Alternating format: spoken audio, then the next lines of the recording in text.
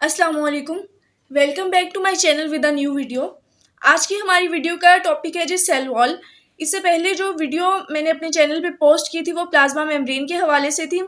बहुत सारे स्टूडेंट्स को प्लाज्मा मेम्ब्रेन में और सेल वॉल में कन्फ्यूजन होती है, क्योंकि ये टॉपिक ही ऐसे हैं कि इनमें काफ़ी ज़्यादा कन्फ्यूजन आ जाती है इनकी डेफिनेशन में। मोस्टली इनकी डेफिनेशंस में बहुत सारे स्टूडेंट जो है वो गड़बड़ करते हैं, जिसकी वजह से उनके नंबर्स में नुकसान आता है। जो प्लाज्मा मेम्ब्रेन और सेल वॉल की डेफिनेशन है उनमें सिर्फ एक ही लफ्ज़ का फ़र्क है, बाकी सारी डेफिनेशन उनकी सेम है।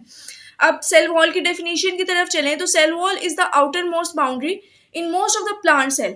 यानी कि बहुत सारे प्लांट सेल में जो आउटर मोस्ट बाउंड्री होती है उसको हम सेल वॉल कहते हैं। और जो प्लाज्मा मेम्ब्रेन होती है it is the outer most boundary of animal cell. जो सेल वॉल होती है वो एनिमल सेल्स में नहीं पाई जाती, जबकि वो सिर्फ प्लांट सेल में पाई जाती है। अब plant cell is the key point, यानी कि ये हमारे पास एक पॉइंट ऑफ कह लें कि एमसीक्यूज भी आ जाता है कि जो सेल वॉल होती है वो किन ऑर्गेनिजम्स में मौजूद होती है, प्लांट सेल्स में होती है, एनिमल सेल्स में होती है। तो जो हमारे पास सेल वॉल होती है वो सिर्फ प्लांट सेल्स में पाई जाती है। अब जो प्लांट सेल की सेल वॉल होती है वो प्रोकैरियोट से डिफरेंट होती है। प्लांट सेल जो सेल वॉल है वो प्लांट सेल्स में और प्रोकैरियोट्स में पाई जाती है। जो प्रोकैरियोट्स और प्लांट सेल की सेल वॉल होती है उसमें पॉइंट ऑफ डिफरेंस ये है कि ये स्ट्रक्चरली और केमिकल कंपोजिशन के लिहाज से दोनों से जो सेल वॉल होती है वो स्ट्रक्चर के लिहाज से भी और केमिकल कंपोजिशन के एतबार से भी मुख्तलिफ होती है। ठीक है जी। उसके बाद आ जाता है कि it is secreted by the protoplasm of cell. जो सेल वॉल होती है वो सेल के फोटोप्लाज्म से सिक्रीट की जाती है। ठीक है जी। इसके बाद इसकी थिकनेस वेरी करती है in different cell of plants, यानी कि प्लांट्स के डिफरेंट सेल्स में ही सेल वॉल पाई जाती है। अब क्योंकि हमारी बॉडी सेल से मिलके बनती है, ठीक है। इसी तरह एनिमल्स में भी billion of trillion of cells पाए जाते हैं, यानी कि हर सेल की सेल वॉल डिफरेंट होगी। तो जितने सेल्स हैं, मीजोफिल सेल्स हैं, जाइलम सेल्स है, फ्लोएम सेल्स हैं, इतने सारे सेल्स पाए जाते हैं प्लांट्स में। तो इन सब सेल्स की सेल वॉल होती है वो उनकी थिकनेस जो होती है उनके स्ट्रक्चर के लिहाज से, उनके फंक्शन के एतबार से वेरी करती है। ठीक है जी।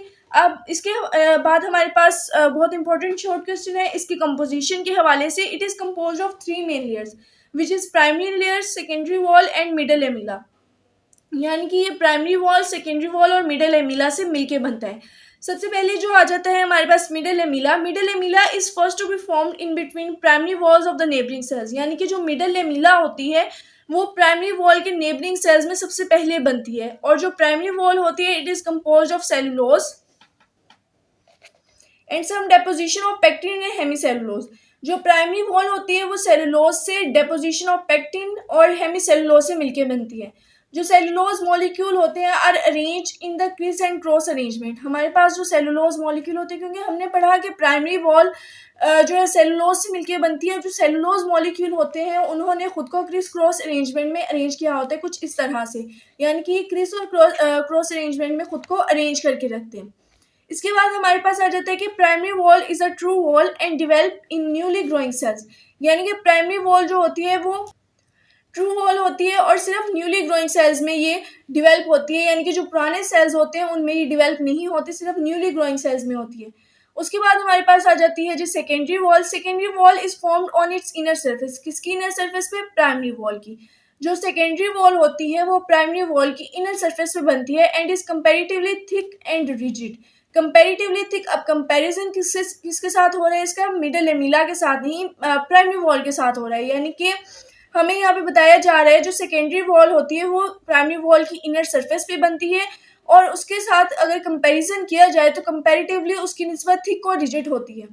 अब इसकी केमिकल कंपोजिशन की तरफ आ जाएं तो सेकेंडरी वॉल जो होती है, जिस तरह प्राइमरी वॉल सेलुलोज से मिलके बनती है, डेपोजिशन ऑफ पेक्टिन से और हेमी सेलुलोज से मिलके बनती है, इसी तरह जो सेकेंडरी वॉल होती है वो हमारे पास इनऑर्गेनिक सॉल्ट से, silica, waxes, cutin, lignin etcetera, इन तमाम चीज़ों से मिलकर जो है केमिकली हमारे पास सेकेंडरी वॉल बनती है। जो प्रोक्रियोटिक सेल वॉल होती है उसके पास सेलुलोज नहीं होता। जो उसके स्ट्रेंथनिंग मटेरियल होते हैं, यानी कि उसकी कंपोजिशन जो होती है वो पेप्टाइडोग्लाइकेन से होती है। यानी कि जो प्रोक्रियोटिक सेल वॉल होती है वो पेप्टाइडोग्लाइकेन से मिलकर बनती है। लेकिन जो फंजाई की सेल वॉल होती है वो काइटिन से मिलकर बनती है। Fungi is also prokaryotic organism. ठीक है जी। लेकिन इसकी कॉलोनीज में फ़र्क होता है। एनिमल्स के पास वैसे ही सेल वॉल नहीं होती। उसके बाद सेल वॉल के फंक्शन की तरफ आ जाएं Cell wall is very important. It provide a definite shape to cell and keep it rigid. यानी कि ये हमारे सेल को एक डेफिनेट, हमारे सेल को नहीं, प्लांट सेल को एक डेफिनेट शेप प्रोवाइड करता है और इसको रिजिड रखता है. It does not act as barrier to material passing through it. यानी कि ये जो मटेरियल इसके बीच में से गुजरता है उसको बैरियर के तौर पे एक्ट नहीं करता. प्लाज्मा मेम्ब्रेन के बारे में हमने पढ़ा कि वो मटेरियल स्पेसिफिक होती है, वो हर तरह के मटेरियल को अपने अंदर से गुजरने नहीं देती. यानी कि जो लिक्विड्स होते हैं वो इजीली गुजर जाते हैं, यानी कि जो न्यूट्रल पार्टिकल्स होते हैं वो इजीली गुजर जाते हैं. लेकिन जो आयन बियरिंग पार्टिकल्स होते हैं जिनके ऊपर चार्ज होते हैं वो प्लाज्मा मेम्ब्रेन से इजीली नहीं गुजर सकते. उसमें बहुत सारे प्रोसेसेस की ज़रूरत होती है. आप एक्टिव ट्रांसपोर्ट यूज़ करते हो, पैसिव ट्रांसपोर्ट यूज़ करते हो. इसके अलावा और भी बहुत सारे जो है उसमें फंक्शंस होते हैं, फिर जाके कहीं वो मटेरियल प्लाज्मा मेम्ब्रेन से गुजर कर हमारी बॉडी में, एनिमल की बॉडी में जाता है. ठीक है जी.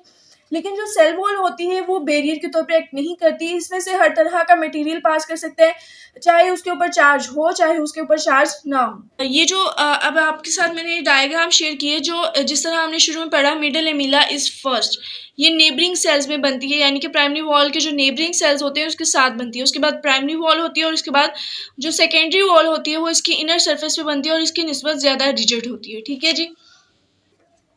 ये था हमारे पास सेल वॉल के हवाले से टॉपिक. मैंने इस हवाले से जितने भी इसके पॉइंट्स बनते थे, जितने भी इसकी जो भी इसके पॉइंट्स आपको मुझे लगता था कि क्लियर होने चाहिए, मैंने हर हवाले से आपको इसका सारा कॉन्सेप्ट दे दिया है.